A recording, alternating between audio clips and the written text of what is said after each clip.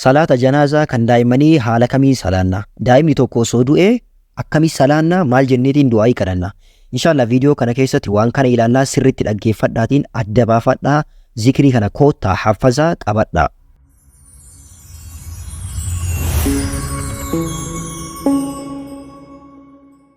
بسم الله الرحمن الرحيم الحمد لله رب العالمين الصلاة والسلام على رسول الله صلى الله عليه وسلم السلام عليكم ورحمة الله وبركاته.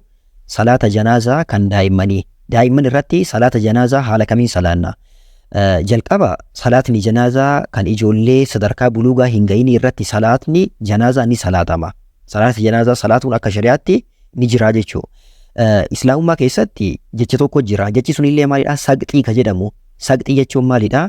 Daa'ima fakkeenya garaa keessatti yeroo ji'a 9 osoo hin guutiin gararraa ka bahe jechuudha. Sagxii irratti illee ni salaatamaa jira ulamaa'iin. Yoo sadarkaa kam gahee sadarkaa lubbuun itti afuufamuudha yoo kan gahu ta'e irratti ni salaatamaa jiran. Kanaaf daa'ima akkasii daa'ima erga ulfaa'ee booda ji'a 4 daa'ima eege kan lubbuun itti afuufame jechuudha. Daa'ima sanirratti ni salaatamaa, ni dhiqamaa, ni keefanamaa. Akkaataa nama guddaa awwaalanitti ni awwaalamaa jechuudha. Haalli islaamummaan barsiisu isa kana. Salaata janaazaa daa'imanii irratti nabiyyiin sallallahu alaihi wasallam hadiisa imaamul albaaniin kitaaba isaanii ahkaamul janaa'iz keessatti sahahan keessatti maal jedhanii waxxifla yusallaa alayhi wayud'aa liwaalidayhi bilmaghfirati warrahmati. Daa'ima jedhan ijoollee xiqqoo yusallaa alayhi irratti ni salaatama wayud'aa liwaalidayhi haadhaaf abbaa isaaniitiif ni kadhatama bilmaghfirati warrahmati. Maghfiraadhaan araaramaa fi rahmata ni kadhatamaa fi jedhan haadha abbaadhaaf. Ulamaa'iin gariini dhimma salaataa janaazaa daa'immanii kana wal qabatu keessatti ulamaa'iin gariini salaatni janaazaa kan daa'immanii illee akkuma kanama guddaa sanii jedhan. Fakkeenya imaamul albaaniin faati salaatni janaazaa kan daa'immanii kitaaba isaanii ahkaamul janaa'iz keessatti maal jedhanii salaatni janaazaa kan daa'immanii iddoo nabiyyiin sallallahu alaihi wasallam du'aa salaata janaazaa اللهم اغفر لحينا وميتنا وشاهدنا وغائبنا وصغيرنا كجدو سن أتكي سوان جروفي دعاء سن كرنا في وانجرو كتاب ساني سن كيستي چالشي سنيتي لفكان علماء بيرو أمو دائمني فلبود لغي هنجرو سبب كناف دعاء نساف كرتا مؤد جرانيتين كاهو كنين كيسا عالم بيكما شيخ عبد العزيز بن عبد الله بن باز عالم قد ربي الرحمة إساني فاقودو نوفسان اللي مجنة ربي عطايسو isaan kitaaba isaanii keessatti fataawaa isaanii keessatti akkasuma kitaaba isaanii durusul muhimmaa ka jedhamu keessatti haala bareedaadhaan du'aa salaata janaazaa daa'immaniitiif kadhatamu ibsanii jiranii. Ulamaa'ii duraanii keessaa ibn Qudaama ka jedhaman kitaaba isaanii Mughnii keessatti ibsanii jiranii jechuudha. Mee haa ilaallu akkamitti salaatama? Salaatni janaazaa kan daa'immanii tartiibni isaa akkuma kakaawwaniiti. Kan kaanii dubbannee jirraa viidiyoo san ilaaluu dandeettanii. Jalqaba qalbii keenyatti salaatuudhaaf ni niyyanna. Achi booda harka keenya ulfuunee maal jennaa? Allahu akbar jennee salaata seenna.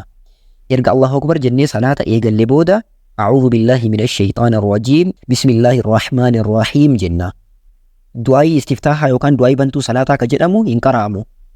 Ittaansee suuraa Faatihaa qaraana. Ittaansee maal jennaa? Allahu akbar jenneetiin takbiira lammaffaa jenna. Ittaansee takbiira lammaffaa booda Nabi Muhammad sallallahu alaihi wasallam irratti salawaata buufna. Akkaataa salawaata itti buusan viidiyoolee barnoota barsiise keessa ilaaluu ni dandeettanii. Akkaataan itti aanu takbiiraa sadaffaa Allahu akbar jenna. Ittaansee takbiiraa sadaffaa booda du'aayii daa'imaaf kadhatamu san kadhannaa jechuudha. Ittaansee takbiiraa afraffaa Allahu akbar jenna. Achi booda maalidha? Salaama kallattii mirgaa qofatti baafanneetiin xumurraa jechuudha. Mee inshaallah du'aayii kana wajjin haa ilaallu. Du'aayichi illee isa kana. اللهم اجعله زخرا لوالديه وفرطا وشفيعا مجابا.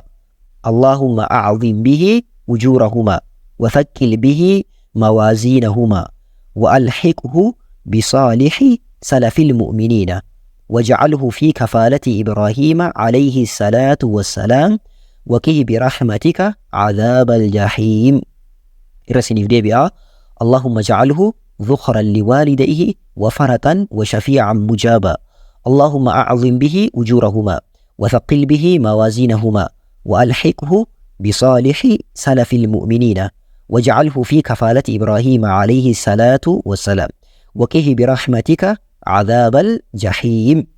du'aayin kadhatamu isa kana inshallah hiikaa isaa haa ilaallu. Allahumma yaa Allah ij'alhu isa taayisi daa'ima du'e kana yaa Allah taayisi maali zukhran liwaalidayhi haadhaaf abbaadhaaf zukrii jechuun maalidha waan ol kaa'atamu jechuudha.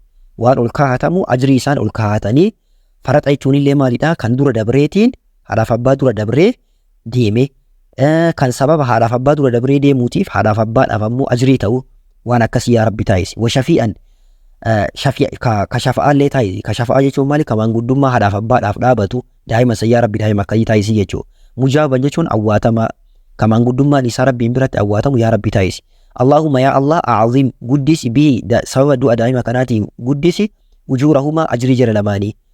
Yaa rabbi ajrii haadhaaf abbaadhaa sababa daa'ima inni kun jalaa du'eef jecha yaa rabbi guddisii fi wafaqqil bihi mawaaziinahuma miizana isaaniillee yaa rabbi guddisii fi jabeessii fi waalxiqhu daa'ima kana dhaqqabsiisi bisaalixi gaggaarii salafil mu'miniina warroota mu'minaa warra dura dabran warroota mu'mintoota warra nu dura dabran isaanitti illee yaa rabbi nu dhaqqabsiisi jechuu.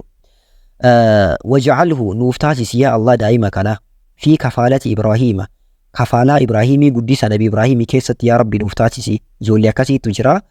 Ijoollee san keessatti yaa rabbi nu taasisi daa'ima kana waqihi tiksi birahmati rahmata keetiin azaaba aljahiim azaaba jahiimii yaa rabbi nuuf tiksi jechuudha. Barnoota diinii barnoota dabalataa haala amma barattan kanaan baratuudhaaf kallattii yuutuubiitiin mujaahid fillah ka jedhu kana subscribe godhaa. Ittaan suudhaan tiiktookii mujaahid fillah 2 jedhu fooloo godhaatiin barnoota diinii achiinillee hordofaa. Telegiraamii irratti Abduu Islaam Apologist ka jedhu kana fooloo gochuudhaan hordofaa. Assalaamu alaikum warahmatullahi wabarakaatuh.